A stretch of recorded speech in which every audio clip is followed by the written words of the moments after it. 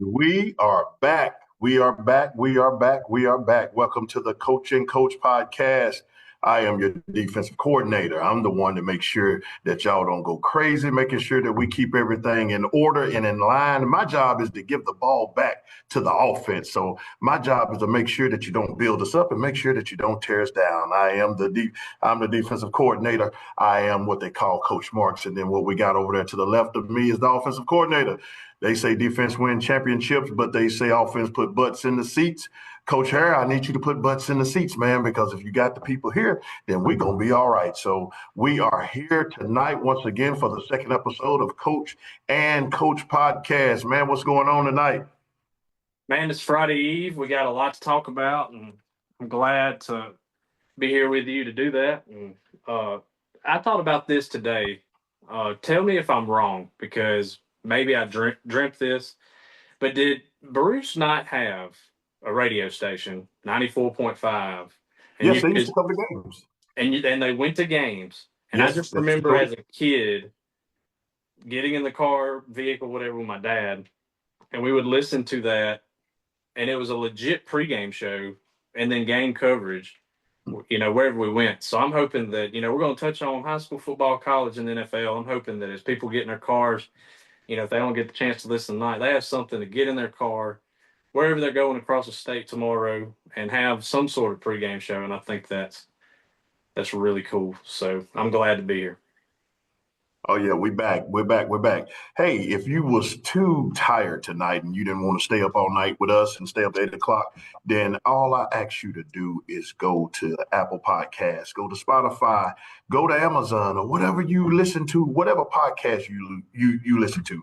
And I want you to type in Coach and Coach Podcast. You might have to put our names in there, but if you put our name in there, you're gonna see a green little screen pop up with my great face with my gray beard. And you're gonna see him with a black beard. I don't understand what happened with that. Maybe he's not great yet, but what we want you to do is subscribe to our podcast. Subscribe to it, and then also set your notification. That way, you won't miss a show. So if you couldn't stay up tonight, it's 8 o'clock. I get it, man. You tired. You got to get up and go to work in the morning. But while you're on your way to work tomorrow, you can listen to the podcast. While you're on your way to the game tomorrow, you can listen to the podcast. Or if you're just hanging out, listen to the podcast. So do us a favor and go to your whatever platform you use to listen to your podcast. Go look up Coach and Coach Podcast, and then I want you to click on the subscribe button and then set your notification. That way, anytime there's a show that come on, it's going to come to you first. So don't be left out. Coach, we got a lot to talk about tonight, and we don't have none but a little time to talk about it. But we do appreciate everybody. First of all, the love was overwhelming after our first show. It was. I'm not going to say I was shocked, but just to hear people in the community come up to you and was talking about the show, and you really don't realize what type of effect that it has. But it was once when I was walking out of Subway, and it was a lady that come up to me, and she said, "Man, I sure enjoyed y'all's show last night." And I was like, "What?" And just to hear that, I knew then, man, we got to roll with it. So we've been putting in some work. But I do want to show the people this, man. Just let you know, heart of a champion, man. People don't know what you went through today, man. Well, let's just pull up the screen. Let's pull up this picture right here. That is the offensive coordinator at the hospital today, man. Had a rough few days. Yeah. But you toughed it out, man. Oh, yeah, I'm here. As long as I'm sitting in a chair, I think I'm fine. So you toughed it out, man. You left the ER and you came straight to your post. So, hey, you get the Heart of a Champion award today, man. Whoops, I hit the wrong one. I hit the laughter button. I don't know what's going on. I'm gonna hit the pause button because you put in the work today, man. So, hey, let's get into this thing tonight, man. We got a lot to talk about. For those that make sure that you join our YouTube page now. You was telling me that there's some difficulty finding us. So what I'm going to do, I'm going to put the link of our YouTube page.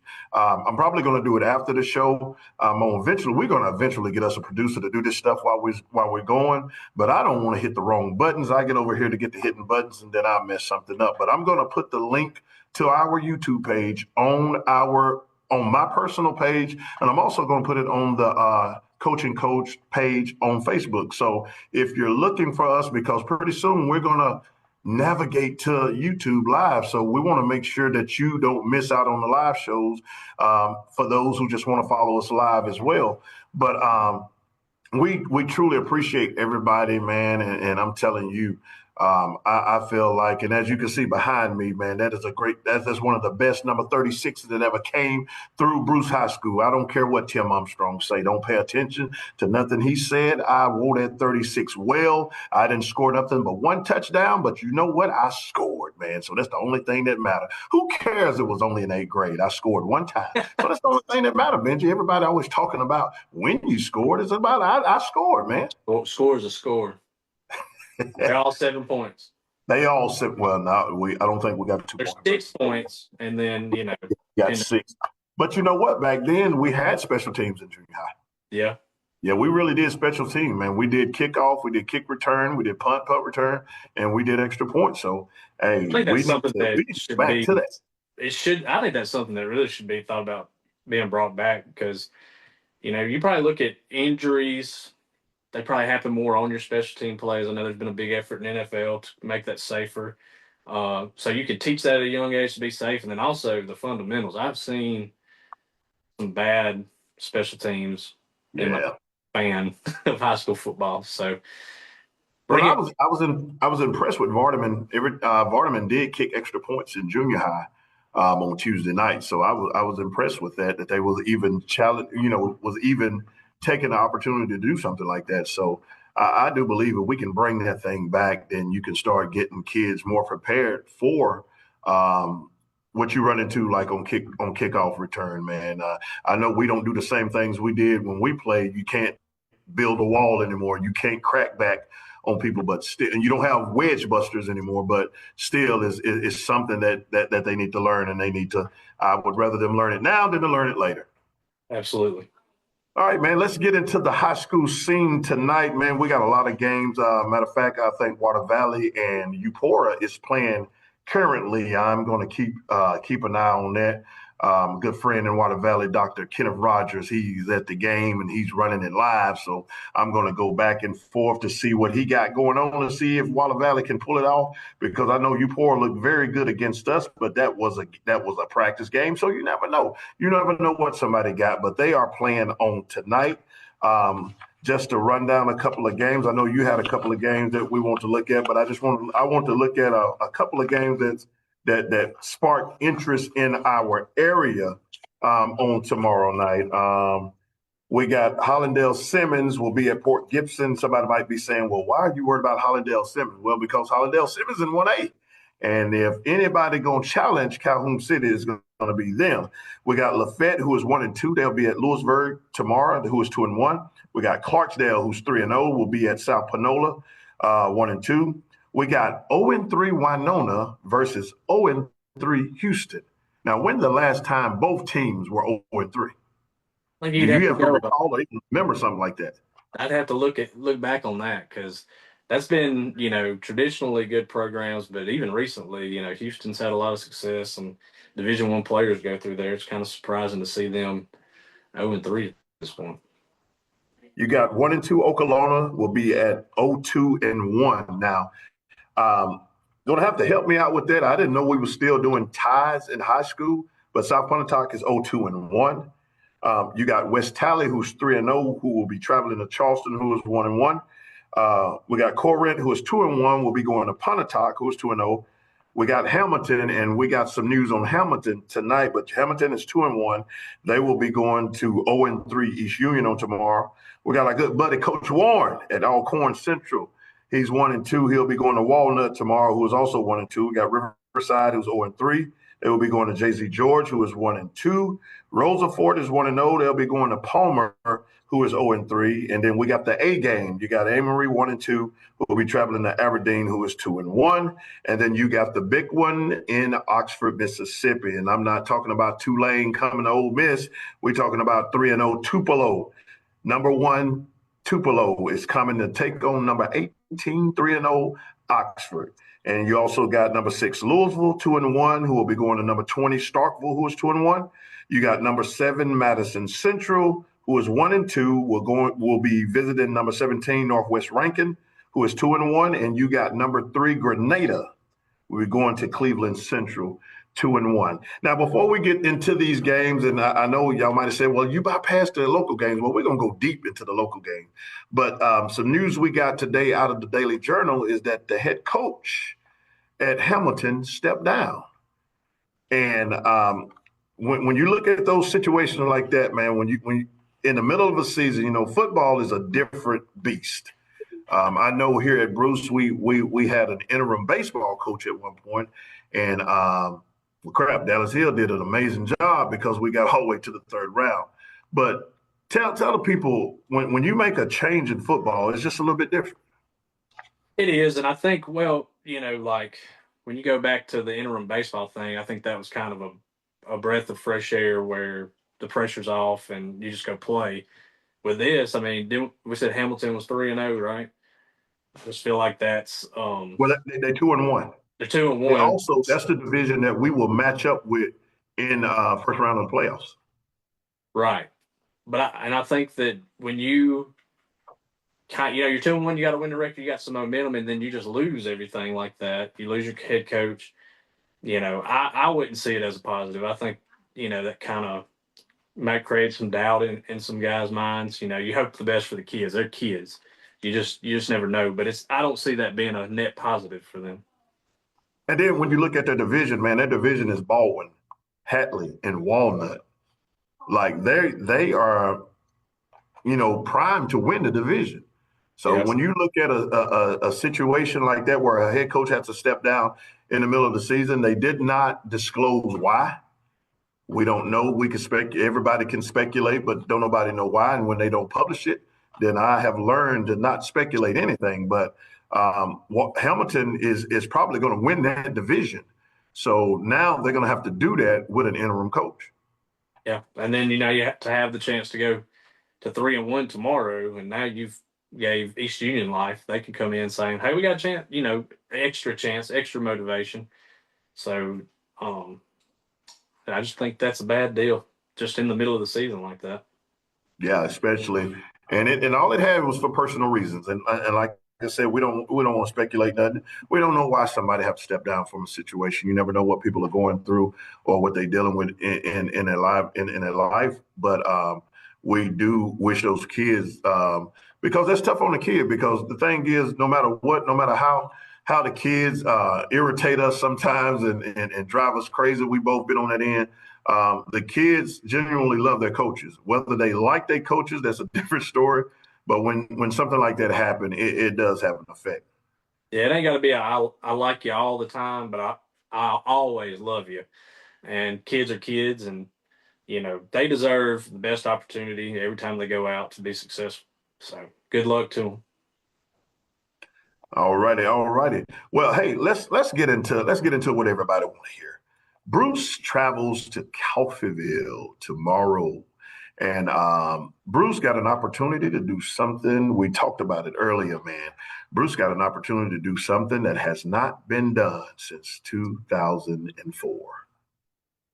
Yeah, they can get to 4-0, and I believe that we are taking this 1 week at a time, but I believe that 04 team rattled off 8 or 9, so we'll be following them. They'll be chasing them for a while, but you got a chance to get to 4-0 against a team that I would have to go back and look at record recently, but I think if I looked online, it's a 20-something and 1 all time over Coffeyville. So Bruce has had the upper hand, or at least on reported games. That's what I saw. So Bruce has had the upper hand over time, and you got to feel good coming off a road win where you faced adversity to go try to get to 4-0. Well, just off the top of my head, I know when Coach Jackson was there, I believe in 14, they got us. They got us on that's the one that they got us on. I know in the early 90s, there was always a battle between Count City, Bruce Okolona, and Coffeyville. Those were the 14 bidding for 2 playoff spots, and there was always a battle. But we got a great opportunity tomorrow to do something special. It's been a long time where you can say do something special here at Bruce. It has, and um, you're at the point now where people have to start. They can sit there and say schedule. I've seen comments where we need tougher competition. Well, at the end of the day, you're given a schedule. These kids don't make the schedule. They're given a schedule. They have to go out and they have to win games. And for the first 3 weeks, they've done it. And in week 4, they've done it. And I think that if they do it in week 4, they're going to have a chance to make some serious noise because they get to come back home after that for a few games, and you'll have all the momentum going into division play. So I think it's an important game. You need to go out and handle the business that's in front of you, and I think that I know we haven't went into schematics or anything yet, but things I've seen through the 2 Bruce games I've been through, schematically, looking at the schedule, there's just not a lot of teams that I don't like Bruce against. Yeah. So I feel, you got to feel good as a fan that you're going to wake up tomorrow morning with a feeling in your heart, stomach, whatever, that you can go win today. And that's something that, hasn't been there. It haven't been. I have been a part of a few coaching staffs at Bruce. I was here in '99 and 2000, and I came back for 14 and 15, and then I returned for 20 through 22. And just the atmosphere, is different. And here's my theory on coaching. Here's my theory on schedules. One thing about a schedule, you don't know what's going to happen that night. I was listening to the little guard from Atlanta, Trey Young. I was listening to Trey Young talk the other day, and he was talking about how they dominated his junior year. That like they just walked junior year or senior year, they walked through everybody. And a team, he said they beat the team, the defending state champions in the semifinal game. And he said that was almost like the championship game. That kind of reminds me of '99 when we played Louisville. The Louisville game felt like the championship game. We was out of gas by the time we got to Boonville. But he said when they got to the championship game, a team that they had dominated ended up beating them for the state championship. So schedule or no schedule, you still got to get out there and play. And you don't know day to day injuries, different things could happen that could blow up your schedule. Last year, it wasn't like our schedule was dominant and was top notch, and we only married 3 wins.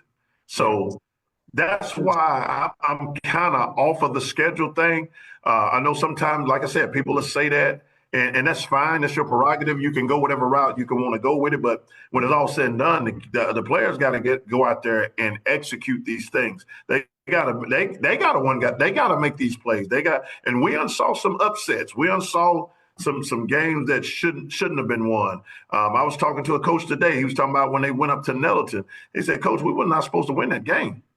He said, "We was too young. We just didn't have the experience, but the ball landed the way that it needed to land, and they got the job done." So when it comes to the schedule argument of it, I hear it and I don't hear it, because at the end of the day, you got to go out there and win ball. You got to go out there and execute. And I tell you what, you turn over the ball, I don't care who you playing. You turn over the ball 5, 6, 7 times, then you'll be looking at a situation that you're not going to be able to get out of. Absolutely. I mean, like I said, you're giving these kids didn't make it. They're given the schedule. They see the games that they play. They go play, and to this point, they've won the games, and that's all you can do. So they're 3-0, and there's not many teams between.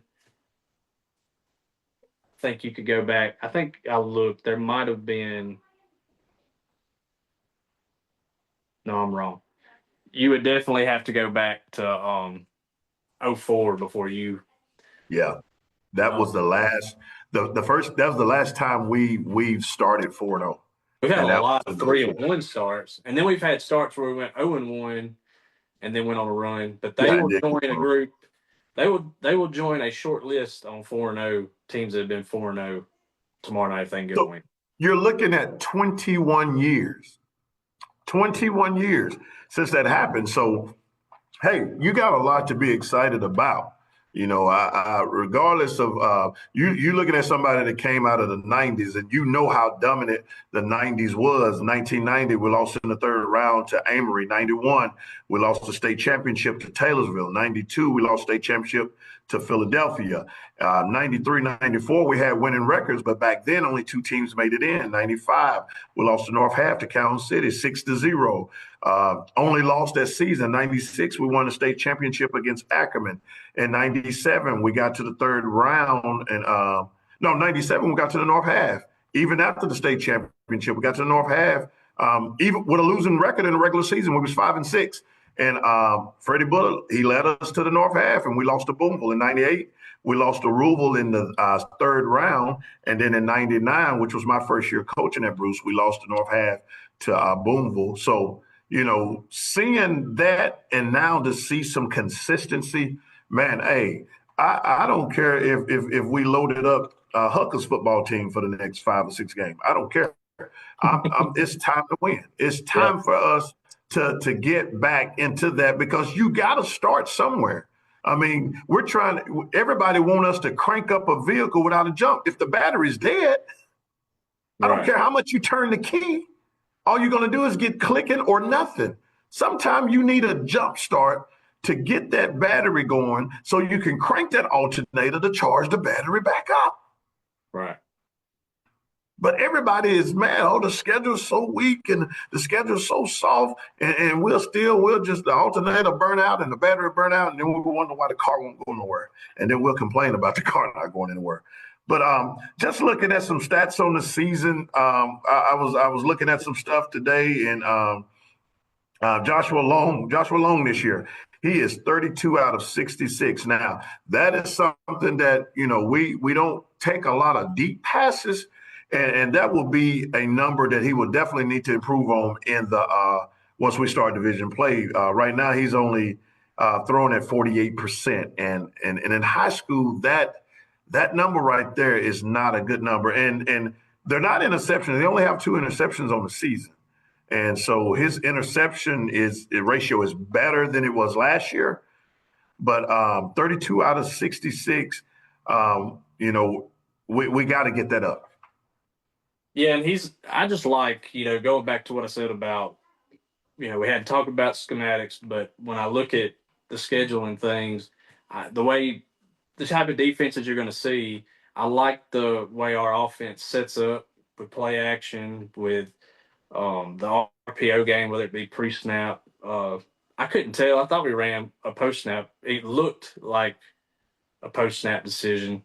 Could be wrong. But I like the way the offense sets up, and I think he is grown within it. And, I expect to see those numbers improve. Yeah. Right now, he's averaging 198 yards a game, which is decent. Decent. You just imagine if he take that 48% and turn that into 60 and 70, then we're looking at something. He's averaging almost 3 touchdowns a game. So we are scoring. We're scoring we're getting the touchdowns. He's averaging basically 3 touchdowns a game. And like I said, you get that percentage of now that's keeping the ball. That's keeping the defense off the field. And that's the main thing is trying to keep that defense off the field. I was looking at receiving. I mean, Jermaine Jackson is running away with this thing. Right now in 3 games, he's averaging 116 yards a game. He is very close. If he keep this pace up, then we're going to have to pick Tyreek up and just slide him over, and we're going to have to introduce Jermaine Jackson to the 1,000-yard club. If he keep this up, if he keep this up right here at this pace, he will eclipse 1,000 yards this year. And I don't see any reason why he can't. I mean, the ball seems to find him. I mean, I'd like to see his defensive stats. He's got to have more than 1 interception on the year. He's sure-handed. I don't know if I've seen. I'd like to know his target to drop, because he's got to have a really good percentage, and he can run away from you too. He's not just a guy that catches the ball and gets tackled. He has the ability to run away. Oh yeah, he will bump his head on the goalpost. If I'm not mistaken, I believe he got 3 interceptions on the season. He's leading the team. The ball seems to find his hands. I mean, yeah. He's a true ball hog guy. He's a true ball hog, and he just once he get it, he know what to do with it. And like I said, if he keep running at this clip right here, then it's going to be all right. The big stat that I love to see is that we're averaging 238 yards a game rushing, Oh yeah. If and you it's can run spread the it ball out. like that, Yeah, and it's spread it out amongst um, 3 or 4 players, so it's not isolated into one area to where there ain't nobody else that you can go to, but it's he's spreading it out. So there's many people that, and then there's like we talked about Sunday. There's different versions of it. There's different versions that's getting the football and making something happen. Um, I was defensively, Marcus Brownlee is leading the charge. He's averaging 12 tackles a game, and you want to guess who's second on the team? It's that young fella, that number 4 guy. he's second on the The team in number 4. tackles. He is averaging 9 tackles a game. So um, Really? they they are really the recipe is nice. Bruce is setting himself up, and you know I'm a stats person. I love tendencies. I know a lot of people be like, well, it doesn't matter the stats. Yeah, the stats do matter. Because if you go back and look at some stuff that I was a part of, I guarantee the stats wasn't great. So, Coach, I'm gonna put you on a limb today. What would you say the final score will be tomorrow? I would say 42-6 with a running clock. If the clock never ran, I say we'd score more, but I think they'll get to a running clock and we'll kind of get out of there. All right. I think I told my class it was going to be 40. It was going to be about 44 to. I said it was going to get 12. I say that they're at the end. They get a couple of touchdowns when we pull our guys. So not. I feel like that if Bruce go and be Bruce, then they will dominate that game, and we will indeed be looking at a historic moment, 21 years in the making. Um, so that's all we'll talk about on Bruce because we're getting ready. Once we get close to that division play, then we'll be able to go more in depth with both teams. Coffeyville didn't have any stats, and just to let you know that we have been putting everything in SB Live for so long that now the state have changed to Max Prep. So all teams are required to put not only their scores but their stats in, and that's good news because it also helps recruiting. I mean, when you got kids and you got coaches, it's something about a coach that don't want to put in their stats. It irritates me because it ain't about you. Go ahead and put them stats in. People that's going to scout you anyway. Right. They're going to find out everything they need to find out about you. They're going to know everything they need to know about you. So you sitting on those stats and not putting that stuff out there. Put that stuff out there so them kids can get the recognition that they're supposed to get. All right. Also, tomorrow night you got Calhoun City going to Senatobia. Both 3-0 teams, and something got to give tomorrow night because Calhoun City is averaging 48 points a game and giving up 15. Senatobia is averaging 37 points a game and giving up 17. Coach, something got to give tomorrow. Coach, I'm not trying to be like the county homer or anything, but I was sitting down today and I was like, if you had to pick this game, because I've been listening to some TikToks and YouTubes, no one is picking Calhoun City to win this game. And Wow. I kind of like Calhoun City because Calhoun City's always been like the ultimate, like, if you think you're going to disrespect us, we'll come in and shut it down quick. They got scheduled on, they're the homecoming. I mean, you think they ain't got something to go in there and prove? So somebody booked Calhoun City for a homecoming. I saw it on Facebook to get your tickets. It's a homecoming game. So I don't know, Coach. I'm not trying to be a homer, but I really think that pound for pound, I think Calhoun City can play with anyone. I don't care. They match up perfectly. I got There this is one. no advantage. No, the only advantage that I can see somebody's given is that Senatobia is 3A. That's the only advantage that you can be giving them right now because pound for pound, they match up. Yeah, I'm not seeing it. I got Calhoun City winning. Well, they do have somebody that they're going to have to deal with, and one of the Achilles heel for Calhoun City is their run defense, and they're running into a running back that's averaging almost 200 yards a game. Now, one thing I know about Calhoun City's head coach is that he will scheme. I'm just talking. I've had many conversations with him, and he kind of reminds me, just on the surface, he reminds me of a Bill Belichick. I'm going to take away the best thing you do, and I'm going to make you beat me somewhere else. I do not see this kid, Davion Watson.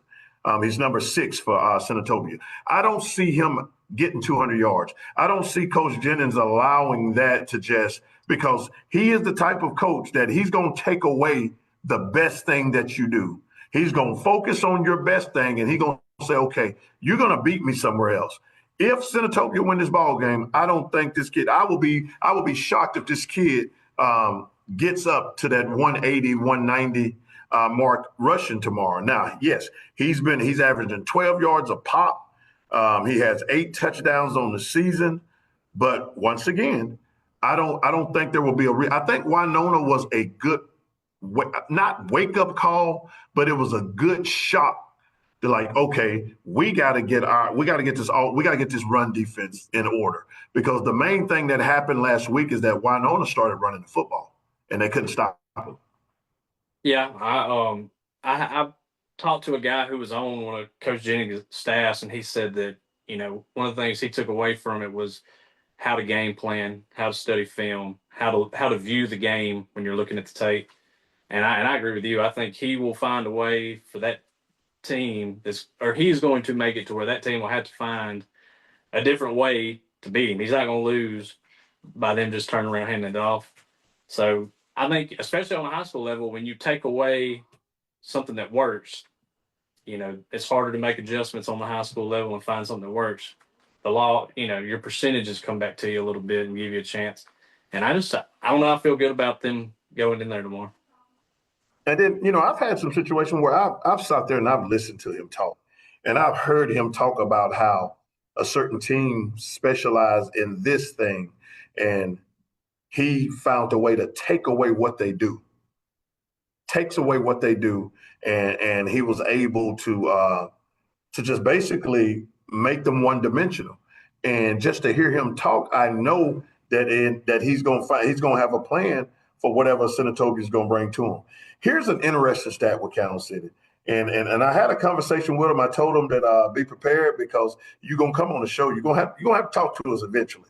You're going to have to talk to us. And I told him, Coach, I told him, I said, you're going to have to talk to us eventually. I said, I might wait till your bye week, but you're going to have a conversation with us. Right. But I told him on today, I said, he got a running back.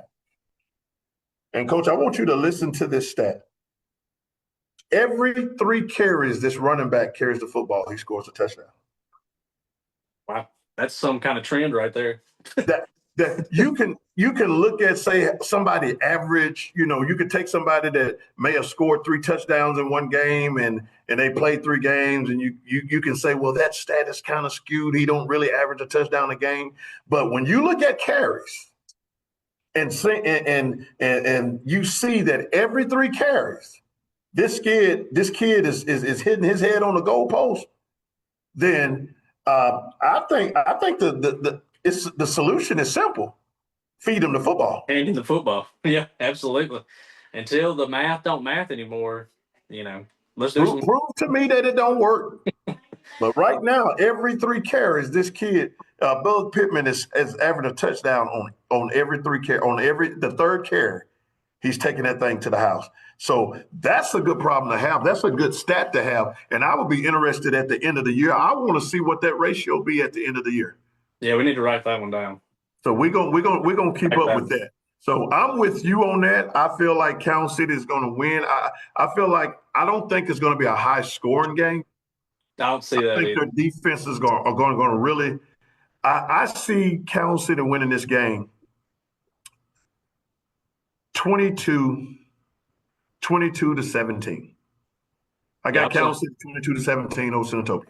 I was going to say 2016, something in there like that. 2016. So I we know. on the I think same it's page going to with that. be one of those games that when you think of like the smaller school in Mississippi slobber knocker game, like it's just got that kind of feeling to it. Like it's going to be a physical brawl out there. And the reason why I say the score's not going to be big because both teams. Um, I'm looking at the stat. Senatobia, they don't throw the ball much. They have 17 attempts in 3 games. Cal City only have 29 attempts in 3 games. They're going to run the football, and when you run the football, the clock going to run. So that's going to keep the game low scoring. But I feel like Cal City will come out victorious at the end, and I don't believe so. It's 2 takes I got on that. I say the kid is not going to hit for 200 yards, and I feel like Cal City is going to take that win. Well, I think that could be another upper hand then for Calhoun City because I've looked at so many games on Max Prep. I may be missing this completely, but you're saying only 29 attempts on the year. It looked like the passing game, though, when you did the side by side stats per game, it looked like Calhoun City's passing game had been more efficient over 3 games than, or am I thinking of a different game? Well, they're 17 for 29. They've used 3 different quarterbacks, but the main quarterback is Harlan Pittman. He is 12 of 21. Senatobia is clearly just they're not throwing the football. They Yeah, only 11 for 17. I think they throw the. If I had to go back, I bet these 17 attempts all came on 3rd down and 4th down. right. I don't believe they're throwing the football on 1st and 2nd down. So yes, Cal City is throwing it at a higher clip, but I think a majority of those throws, I saw a lot of throws when I went to the Coffeyville game when they played Coffeyville. You know, in those situations, you're trying to fill out what you can and cannot do, and I think a lot of his throws came during that Coffeyville game. So I don't think they really want to put that ball in the air and put it in harm's way.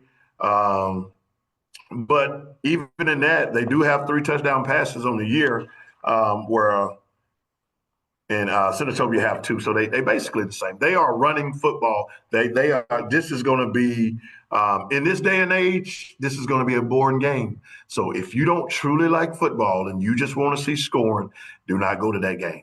Don't put it like that now, Coach, because there is something beautiful about some good defense being played. Yeah, Some for us. physical running and some good defense. Sometimes you just got to see it. Like it's just you need it in We your life. love it, man. We love it. I want to see that knockout. But man, the fans want to see. They want to see the score. And they want to see you air this ball out, man. They want to see all that good stuff. So I just want to win. Do what you got to do to win. Right.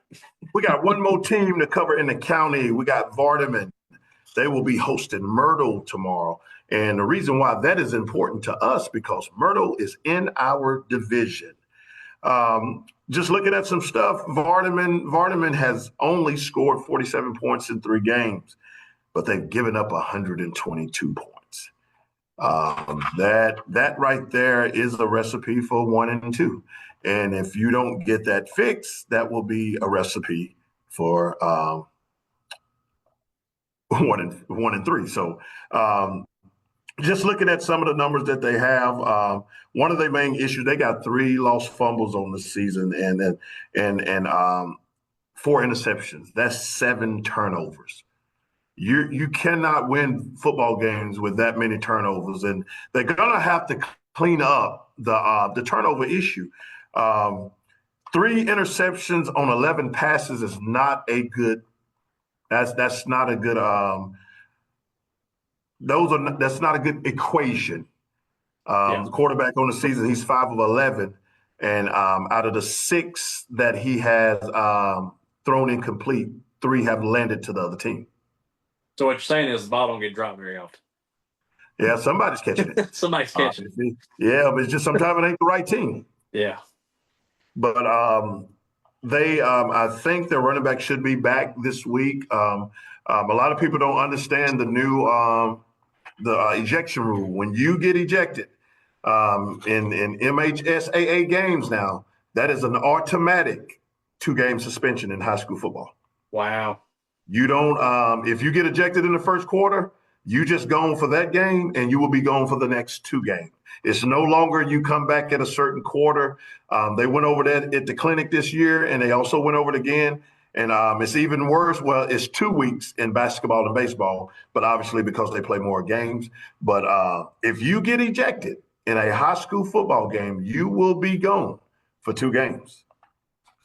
Wow. Yeah. Gotta keep your head on straight and do right. Just gotta bite your tongue, keep your head down, and go on to the next play. And it also is, it's kind of scary because it really gives referees, I mean, they already got power, but it's almost turning into absolute power. That's scary to have somebody, to give somebody that much power that they can change your whole season.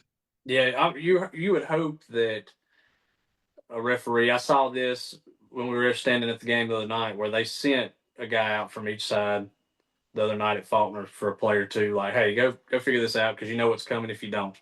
And you're hoping that referees would have some courtesy and be like, hey, let's just get them off the field. Let's not go straight to this because I mean it's a game of passion and emotion and things happen. Violent game. Yeah. You're gonna have pushing. You're gonna have fighting. Um, you're gonna have cussing. You're gonna have all of it. It's a violent game. Yeah. So why are we so shocked that they act violently in a violent game? Yeah. And then when you compound that with the emotion of possibly losing the game and people talking, then yeah. But those are your more experienced referees. And how many times coach?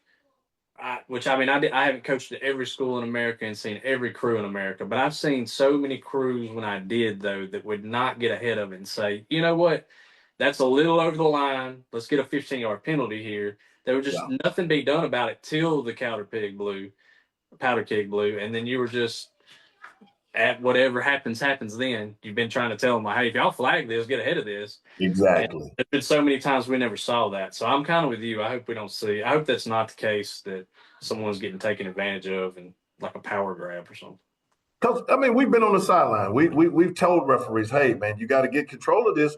He's grabbing his face mask. They're doing this, they're doing that, and they totally ignore. And then they'll wait to the fourth quarter. And now I've had enough, coach. And now you want to toss the kid when you've been trying the whole game to try to get them to understand that we're trying to keep it from getting to this point. Yep, seen it too many times. Well, coach, unless anything else you want to touch on the high school level, my man.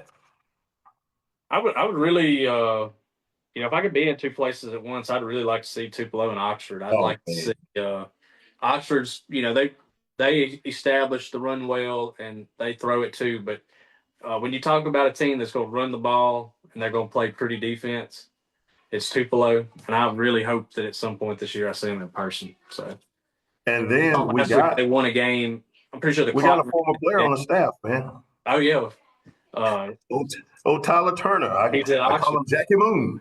So I need to get up there and see him too. Then, so it would have been a good one to get to, and I think they'll have a good battle tomorrow. Hopefully, they have a Thursday night game, and we'll be able to get up there. I know we got a couple of Thursday night games, so I know if we play on Thursday, I might try to get up there and get one of those games. On last week, there was something that happened last week that was I wish I had the video on it. But there was a kid from Poplarville, Ty Keys. He rushed for 506 yards on 17 carries, 8 touchdowns.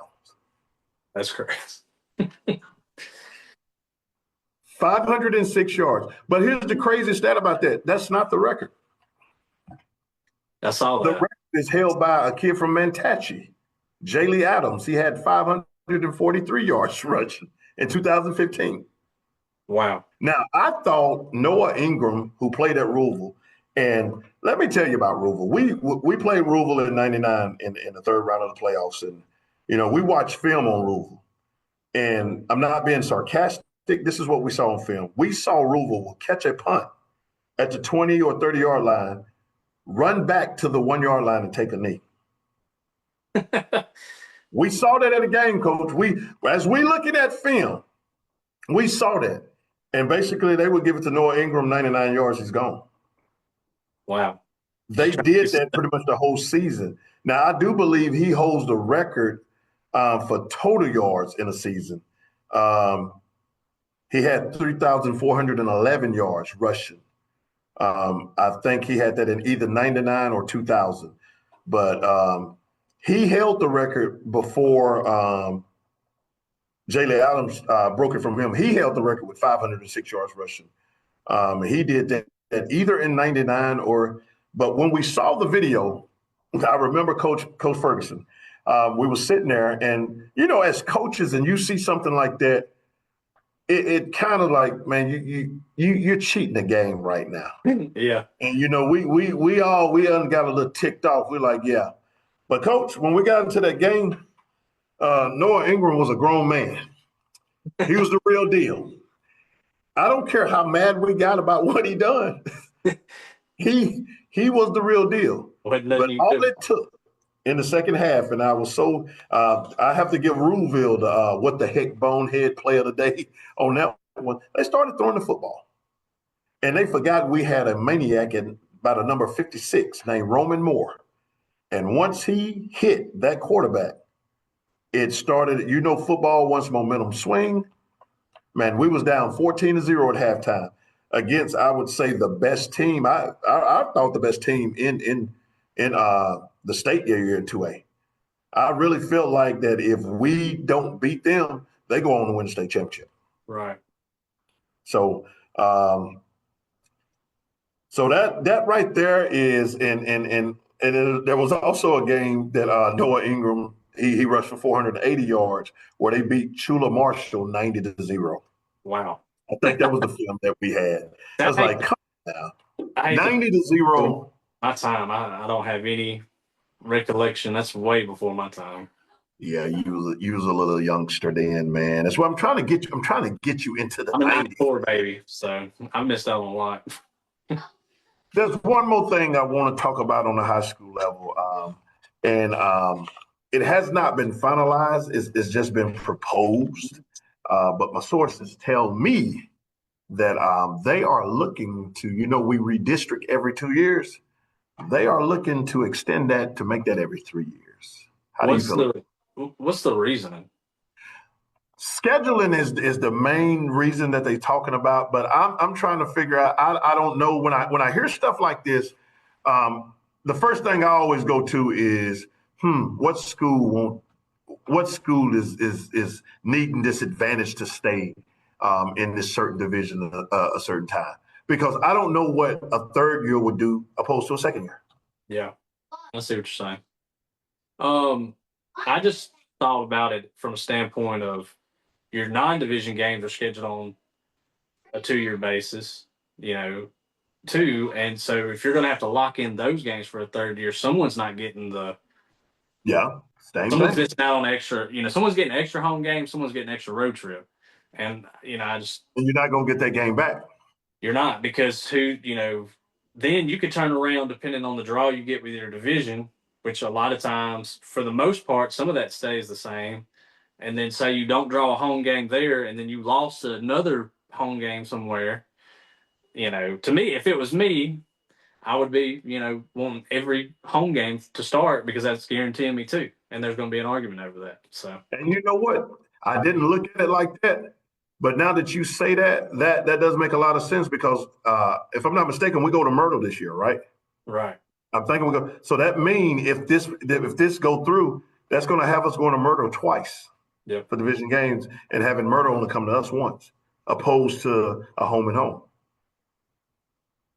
Yeah, and what are the actual odds Myrtle's in it again down the road? Like, you're not getting that home game back probably. It changes up so much. I've seen that division geographically all over northeast Mississippi. It's never. Some years it's made sense geographically. You ain't driving too far, and in some years it's like you're driving for a playoff game. So it's going to be interesting. That's going to be interesting to see if it go through, and just trying to get the methodology behind it. But that is us for the high school. We hope that we covered everything that we need to cover on high schools. Anything else we need to hit on the high school level? I think we did pretty good there. Well, hey, it's time for some SEC football. Um, I'm going to run down these. The schedule, and I'm going to also give you the line, and we'll start talking about it. We got Arkansas going to Memphis, a 3-0 Memphis. Arkansas is a 7.5 point favorite. You got UAB visiting Tennessee. Tennessee is a 39.5 point favorite. Auburn, which is probably the only game in the SEC that's supposed to be competitive. Auburn will be traveling to Oklahoma. Oklahoma is a 6.5 point favorite. Tulane will be coming to Ole Miss. Ole Miss is an 11.5 point favorite.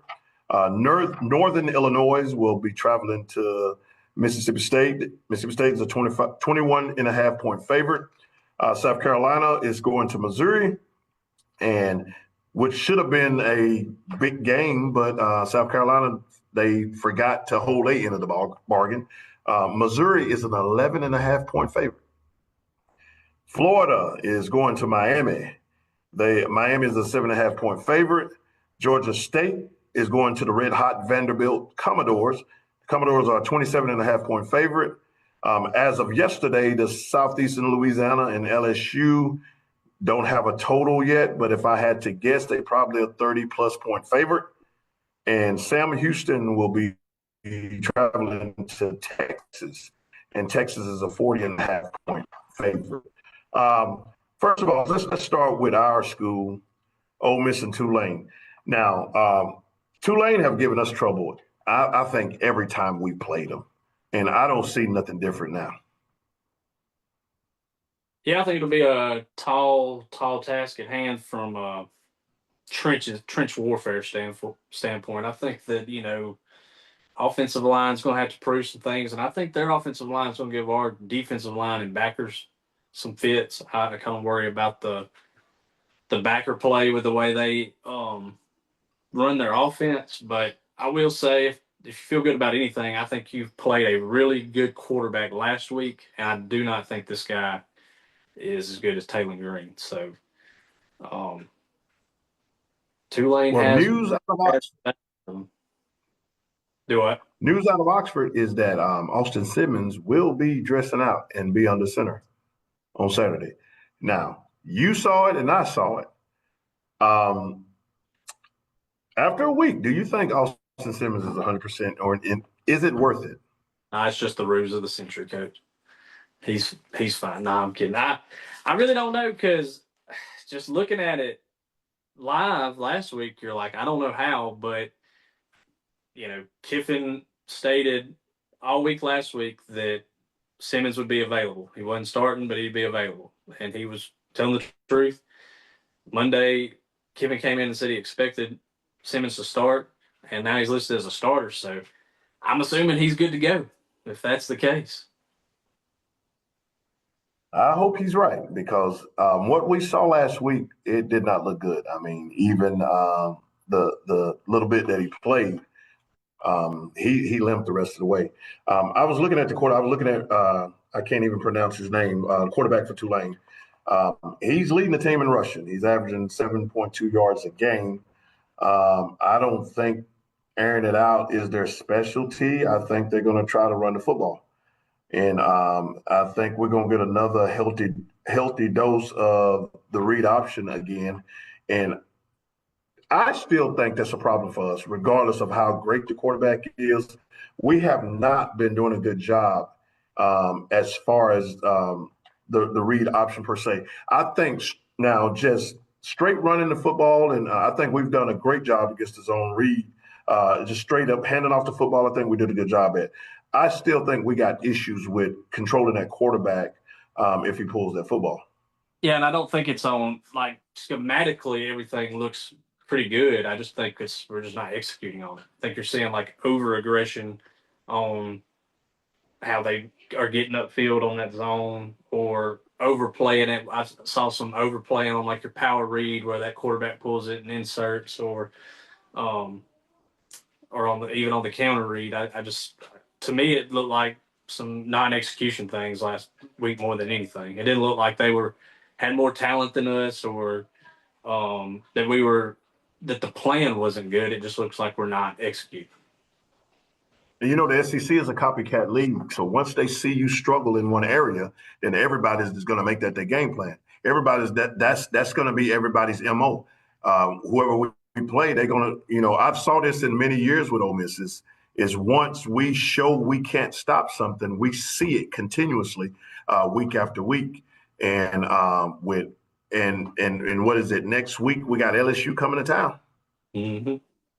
So this you got to handle business this week because that game is going to be a different game. So, Oh yeah, game day will be here next week if they pull this from Saturday. well, somebody need to give us some tickets then. Yeah, somebody hooked us So, up. hey, hey, coach and coach, hey, shouldn't we get a press pass now? That's what I'm Or thinking. press? We need to be credentialed media. Yes. Hey, somebody look that up because I think we are press now. Yeah, We are part of the media team, I think and that's good. we need footage. We need content for our platform. So, hey, those of you out there, somebody make the call. Make the call to Keith Carter and tell him, or whoever his workers are, tell him that Coaching Coach Podcast need media credentials. And we don't want to we need to be on the field because we need to see what's going on. In order for us to do our job effectively and efficiently, we need to be on the field. Yeah, with unlimited access to Exactly, man. I mean, machines, matter of food. fact, I want to be a part of the press conference. Oh We're yeah, media now, man. yeah. And we'll go anywhere. It don't just have to be Ole Miss. I'll take off and use my press pass just to go watch a baseball game or something. MLB Yeah, play. hey, We'll travel give around. us our press pass. Come on, guys.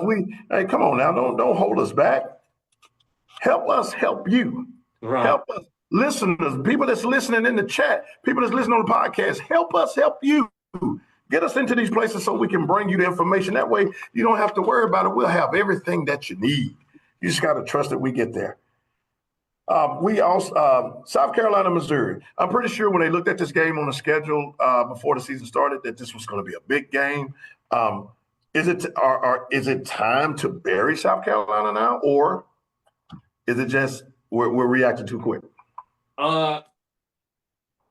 I don't think it's too late because I just have not, from week one against Virginia Tech to now. I mean, I've just not been impressed with them. I think they have trouble offensively getting separation and getting open for explosive plays in the passing game. I think that if they can't run it on the edge, they're not a very good running team either. They look like a 7-5, 6-16 to me. So, who is the biggest disappointment this year, Florida or South Carolina? Um, So far, but it's definitely got to be. Yeah, I would say it's got to be Carolina because they got torched on defense too. When you look at Florida's defense, I mean, it's not like they're getting like when you look at Florida's losses, you're like, why can't you stop getting unsportsmanlike penalties and turning the ball over? Like if you could just stop doing those things, you're in these games. Like when you look at like the LSU game, for example, you only lost by 10 points. You turned the ball over 5 times. You only gave up 3 points or 10 points on defense. The other 10 points came off turnovers to LSU. So I I mean, they're both disappointing, but I would say South Carolina's more disappointing. so when you look at that, and then as we look at Auburn and Oklahoma, Hugh Freeze got Auburn 3-0. They're ranked 22nd in the nation, but they got to go to Oklahoma, and I'm not buying the 3-0. I'm not buying it. Auburn does not look dominant. They don't look like I come up in the era of the Ronnie Browns and the Cadillac Williams and the Cam Newton days. And Cam is the reason why I despise those gray uniforms from Ole Miss. I'm glad they threw them away because we never had good success in those uniforms. And we definitely didn't have success that day. I'm not buying the 3-0 Auburn team. I think they're a mirage. I think they are pulling our leg right now. No, I think they're better than the two previous free seasons, but I don't think they're there yet. They've got to show me something in the passing game. I think that they run the ball well, and they Jackson Arnold does some good things for them, but I don't think those are the other team tries too. I do think Oklahoma's really good defensively, and I don't think they're going to force them to do more than they've done in the previous 3 weeks to win the game. And for that reason, I'm not high on Auburn, but um, I think they're improved. They could win. I think they're a team that could get to 8. So are you sold on the Mississippi State? Mississippi State is scary now because one thing you don't want to give a dead dog is life, and they got life now. Yeah, and I think you have to give credit to Levy for it's not a team that could go out and buy everybody up in the portal. It's not a team that could, win a bunch of national high school recruiting battles and spend a ton of money on kids that could have to sit on the bench to develop. They've gone out and got pieces that make sense for them, and they're making the most out of it. And I, I mean, I don't think it's even close that they're going to be the most improved team in the league from year to year. And I don't And think it's painful. It's painful me to admit it, but I mean, it is what it is. I mean, just seeing them, the Arizona State game, that was big. That was big. now I do think Arizona State is not what we thought. I think if you want to go into like the Big I 12, thought they was better than Mississippi State, though. I thought they I was two just touchdowns better than Mississippi State. I don't know, Coach. The way the build up to that game was, I was like, I just feel like sometimes you walk into a stadium and you're just going to take you walked into a hornet's nest and you're going to lose, and that's what that felt like. Like they walked in there, they were talking about we had these bales at practice all week, and they walked in there and it wasn't anything Shell shock, a like. culture shock on them. The tough thing for State is that they still have to play in this league, and I think they have one of the harder schedules in the conference. So, I do think they're improved. Like, what does that mean? I could paint a picture where they finish 4-8, and I can paint a picture where they finish 8-4. Mm. Um, so it's a tough league, but there's no doubt that they're much improved. I'm gonna look at what Mississippi State's schedule is going to look like the rest of the year because I think they are a team that can be sneaky, spoiler scary. Because one thing about it, if you give a team some confidence and they build on that confidence, they can start wrecking some seasons. Okay, they got obviously Northern Illinois this week. Then they play Tennessee at home. They go to A&M. They go to Florida. They play Texas at home. They go to Arkansas. They play Georgia at home. They go to Missouri, and then they play Ole Miss at home. They I play looked at Florida that. where? They play Florida at Florida. Man, that's a game you're That's like, going to we be tough. got that game at home. Man, that's tough. That's Because going to be I tough don't because I see feel like beating. Florida figures it out by that time. So let's go through it. If we're giving them a win on um Obviously Saturday. Saturday, that's 4-0, correct? 4-0. So we got 4-1, 4-2, toss. Because who knows what Florida could be in 3 weeks? I feel like at that point Florida will have it figured out. Um, I feel like they could. I feel like they could probably go to Arkansas. Well, that quarterback, man, he's dangerous. But it's crazy, like as much improvement as you've seen with their offense, their State's defense has improved a ton. I don't know if they couldn't, but I get what you're saying. I do think that Taylor Green's one of the best quarterbacks in the league. I think personally, so that's tough. But I think that's a toss game. I don't think that's the point though. When you talk about much improved, as last year we just went through and said loss, loss, loss, loss, Yeah, loss, yeah. and now we're at least having the conversation where I'm like, you're having to talk me into saying loss. Like I just can't, I can't say that with them, and But that's improvement. what I don't like about this schedule is that they front loaded it. You play your first four out of conference game right off the bat, and you finish up the year with SEC every week. Well, you saw how This it worked for Ole Miss last year. They went to this league is difficult, and to look at SEC competition for 8 straight weeks or 8 straight games, rather, that is difficult, man. And I tell you, they are not doing themselves any favors with that. But I do see that there's a possibility, like you said, they could go. And the 2 games that they got to get it on the road. They have to get Florida, and they will have to get Arkansas. that's a I tough feel schedule. like, yeah, and that's and even that gets you bowl eligible. That gets you bowl eligible. So you And you got would to win take that. 2 out of the 8. And then the Egg Bowl's always weird. Like I don't even want to talk Yeah, about it. it doesn't. It doesn't matter what nobody got going on. The Egg Bowl will be the Egg Bowl. Well, let's run down the top 25 real quick, and we got Texas Tech will be at Utah. Utah is a 3.5 point favorite. I like We got Tech. Oregon. Say that again. I like Tech. I You really like like. taking that game? Yeah, from what I've seen, So man. you hear that? Take the points, y'all. Yeah. Take the you probably points. you probably right. But nah, I really like Texas Tech. I think that they're about to set up. I do think whoever wins this game is your favorite for the Big 12, Big and 12, yeah. it ain't even close. Speaking of Big 12, before we go on, Colorado, does this prove either how good Shador and Travis is or how bad Dion may be as a coach? Um, I think it could be both.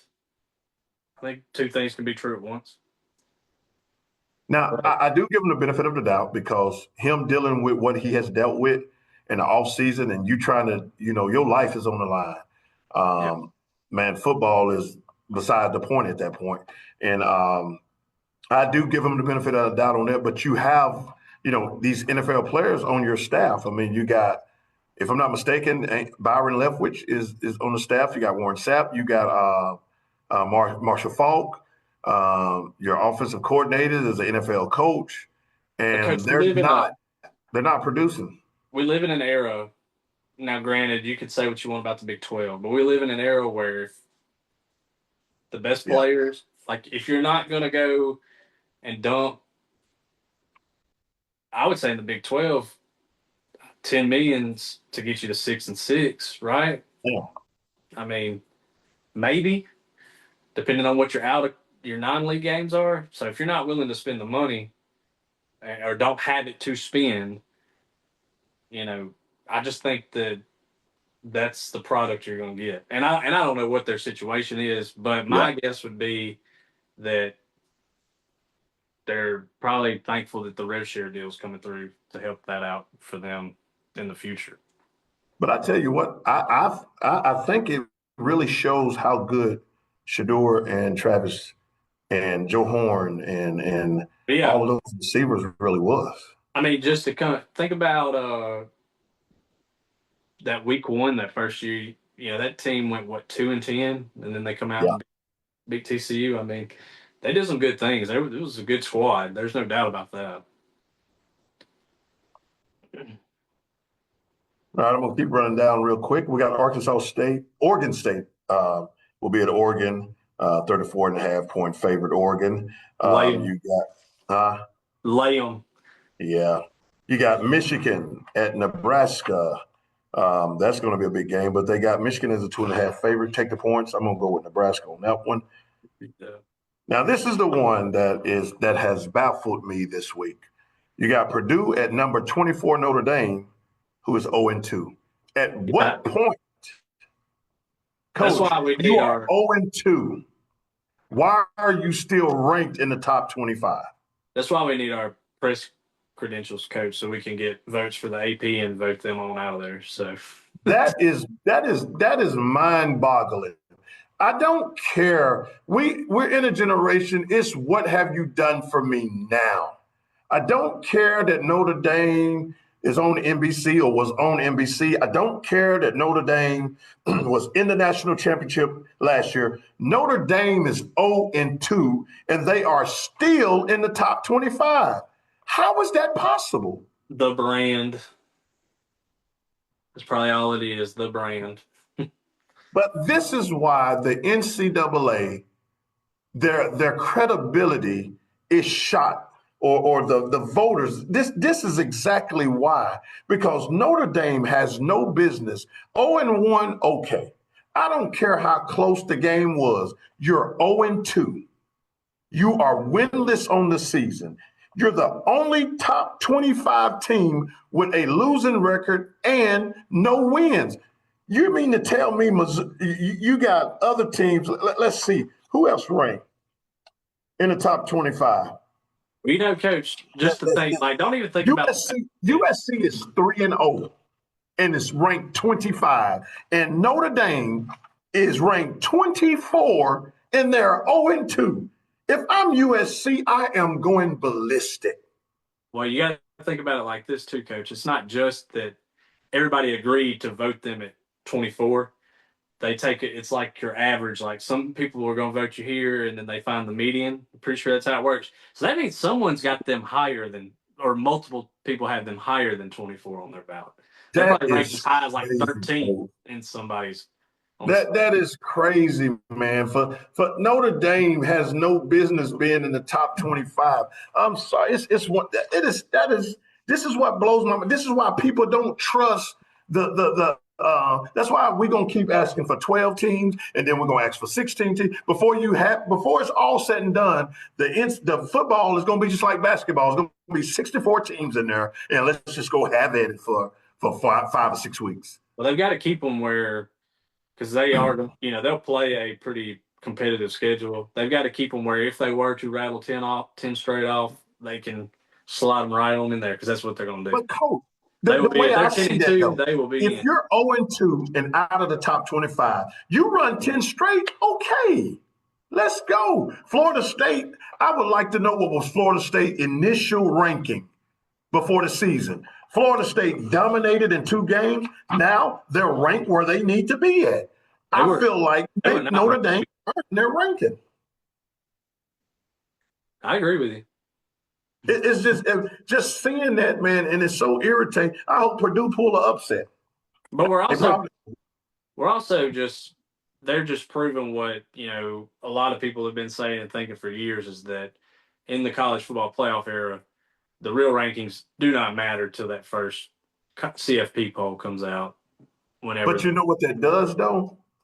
That because they do factor in this AP, that keeps them hanging around where teams that deserve it absolutely does. It absolutely does. Teams that deserve it is not there getting to move up, because now all Notre Dame, like you just said, all they got to do is win a couple of games, and then they're just going to keep gradually, going up. And you take a team like USC, who's ranked number 25, and they mess around and lose a game. Let's say USC loses to Michigan State, which is a possibility. Let's say USC loses to Michigan State this weekend. They're out of the polls at 3-1. And if Notre Dame win, they will be 1-2 and probably move up to number 23 or 22 in the polls. Oh yeah, there's no doubt. So that's a strong possibility that could happen. There's absolutely a possibility. Just for a storyline, I mean, they'll keep them, like we'll hear this week. Can they get in the win column when they do? Can they do this? There'll always be a storyline around Notre Dame. So, boy, I tell you, just to have if your name is strong, you don't have to win alone. You got Temple. It's going to Georgia Tech. Georgia Tech is a 23.5-point favorite. We got Illinois at Indiana. They got Indiana as a 5.5-point favorite. Do you? I like Illinois. I'm taking the points with Illinois. I'm with you. Absolutely. I feel like, and then I was shocked at the 5.5. 2.5, 3.5. I was like, okay, but 5.5, I didn't think 5.5 would be the thing.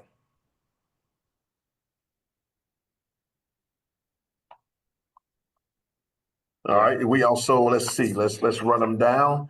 You got and you got Michigan State at USC. So college football we got a couple of games. It's not one of those Saturdays where you be like, hey man, let's lock and load, man. It's gonna be a great night tonight. Dog slate outside of a few games.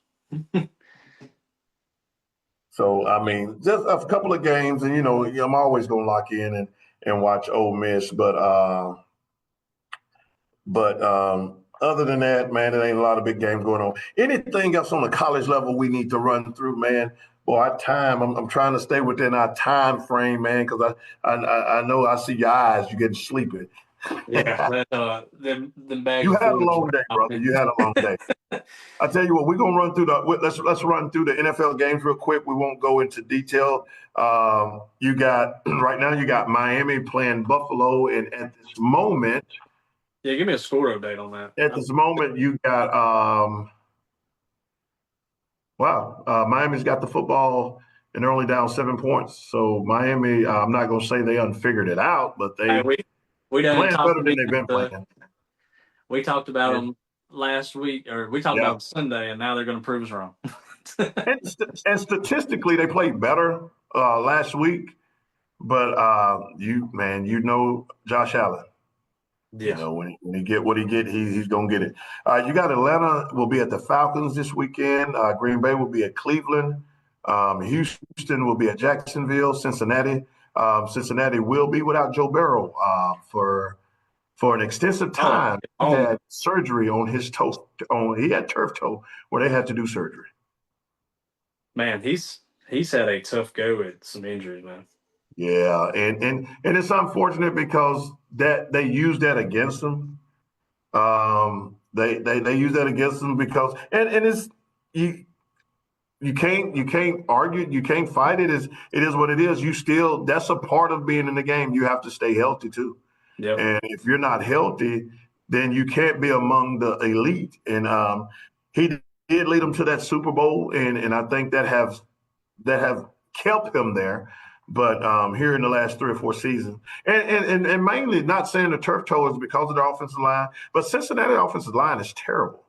Yeah. And they've been terrible for a while, and they haven't done nothing to address it. They haven't done nothing in the draft. They haven't done nothing in free agency. They just went out there and just said, okay, we're gonna see, can he sling this ball to Chase? Can he sling this ball to T. Higgins? Can he sling the ball at the time? The other receiver that they had there, and didn't do nothing to protect him. And now you got Mixon, who has left, and the running back they have now, he's okay, but he's not Joe Mixon. So the injuries are piling up on him, and that's unfortunate. You got Pittsburgh going to New England. You got the Rams going to Philadelphia. The Jets, and I think Justin Fields will be out this week. He is under concussion protocol. And when you are a running quarterback, it's going to happen. The surprise Indianapolis coach will be at your Tennessee Titans. They'll be 3-0. So Danny Dimes, he's coming to Nashville to sing you a couple of country songs and leave there with a W. And he's going to. You got Las Vegas at Washington. You got the Denver Broncos will be at the Chargers. You got New Orleans will be at Seattle. The Cowboys are traveling to Chicago. Arizona is going to San Francisco. The Kansas City Chiefs are playing Sunday Night Football against the Giants. And the Detroit Lions on Monday Night Football will be coming to Baltimore, Maryland to face my Baltimore Ravens. I don't know which one we're going to get that day. We might get the defense that shuts down an offense, or we might get a defense, or we'll get an offense that goes up 30 or 40 points, and then the defense will give up 30 or 40 points in the fourth quarter, and then we'll look up and Jared Goff is on a final drive to win the ball game, and they'll kick a field goal, and I'll be pissed off on Monday. So you're saying don't lay the 4.5? What'd you say? Don't lay the 4.5? Yeah, the Ravens is a headache, and it's like all the teams I'm affiliated with know how to bring you to the brink of stardom and push you off the ledge. It's like those with Ole Miss over the years, they had always grabbed me and took me to the top of the stairs. And then right before I'm about to take the next step, they pushed me down. And I've had so many injuries from being an Ole Miss fan, and it's wearing me out. Coach, Before we get off you tonight, still Coach, before we get off tonight, I want to talk about the matches this week at WrestlePalooza. Now, I'm gonna have to see the end. I'm gonna have to see everybody's TikTok and all the bloggers. I am not finna buy another streaming service to look at wrestling. I had Peacock, and I thought we had a good thing going. I can watch the pay-per-views. I am not finna get ESPN Plus and look at this. I will wait for everybody else to tell me. But I do want to look at some storylines, and then I want to get your take on who you think is going to win, and we'll go from there. You got the Usos versus Divisions. That's Jimmy and Jay will be going against Brunson Reed and Bron Breakker. I don't know where they're going with this Jay Uso thing. I'm lost, Coach. I am too. Are they trying to turn him heel, or what's the deal? I kind of thought that at first, and then I kind of thought like he gonna walk out one day and be like, "Acknowledge me," so, like he's OTC. I really don't Even know. he's break. If you notice, he's breaking away from the fanfare stuff, Mm-hmm. and now he's more serious. His facial expressions is not happy anymore. I don't know what and I give the writers credit. They do build stories. I just don't know where they're going with the story. I don't either, and I feel like we've kind of just been here for a while. Like it's not moved to give you any type of feeling of where it could be going. I don't even know what's the deal with. I thought they was doing a good job with Bron Breakker as an individual. I thought he was. Yeah, what is he like? What is he doing? Like he's just I let's don't go know what tag the deal team with this that. thing every Monday When night. he had the Intercontinental title, he was. I loved it. I love the fact he still he paid homage to his father and his uncle, and he kept that '90s nostalgia and power and he's not bad on the mic. I don't now they trying to make him. I don't get where they're going with this, and I'm not a WWE writer, so I just roll with it and just go with it. But I don't know where they're going with this. Who do you think is going to win this match? Uh, I got a feeling it's going to be. I think if you wanted ultimate chaos, what if you had a Braun and Braun win because LA Knight came out and manipulated the match in I favor? think that's going to happen. I think that's going to happen anyway. That's kind of. I They've mean, it's kind they've of what I'm already seeing. been prepping for this. Yeah. I think they're going to do that anyway. They already been prepping for it. All right, the Women's World Championship, which was vacated by Naomi, Io Sky versus Stephanie Vaquer. Um, I think this is Io Sky's moment. I think this is the route they're gonna go with. I think so too.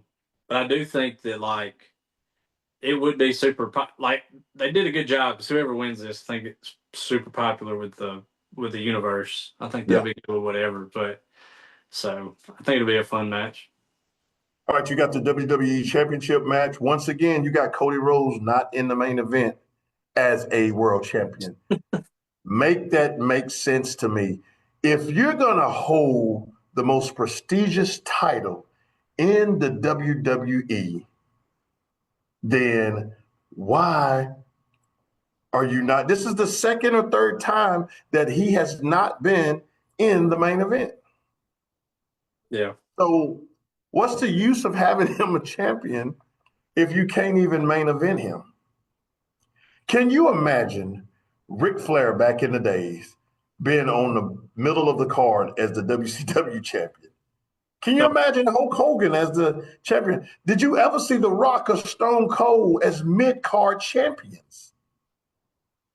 No. And Drew McIntyre, where did this come from? Drew McIntyre in a Yeah, well, title? I mean that's my thing. Like you're not giving him like to me, it's not a main event match either way. Like you didn't build anything up. You could have done something. You just said, "Hey, this guy punted him in the head a month ago. Let's run it back now." He's out of nowhere. He makes an appearance on TV and it's like, "All right, you got a championship match." This is worse than putting Goldberg in a championship match. Then you got the mixed title, CM Punk and AJ Lee versus Seth Rollins and Becky Lynch. I'm tired of the CM Punk and Seth Rollins. I'd had enough of it. I'm tired of it, man. I'm Go with you. ahead and finish this story so we can move on. Finish the story. And then the main event, John Cena versus Brock Lesnar. Uh, I, this this is my response is how I see this pay per view. That's where I'm Yeah. at on that one. Yeah, I'm Well, with my brother, man, we're gonna wrap it up tonight, man, and you need to get some rest, man, so you can recover and be ready for the next show. We'll get with you on the next show, and we just want to let all our listeners know that make sure you subscribe to the Coach and Coach podcast. Send us a message if you want to message us. You can message us at Coach and Coach podcast at gmail.com. You can also leave messages or comments on our podcast. Please do that. Let us know. We want to know the good, the bad, and the ugly. That's the only way we're going to get better. We do appreciate you listening tonight. And Coach, get well, man. I can tell that you labored through the night, brother. A lot of people don't know that you left the ER and you came here. Yeah, I was So, like, show got to go on. yeah. And I did, to my defense, I told him, man, we can postpone this thing. And he said, nope, let's go.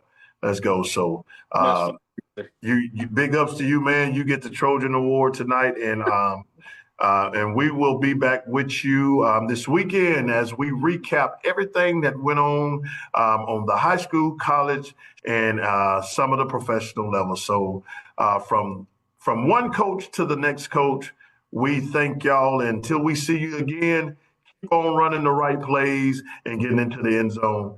God bless y'all. Appreciate you.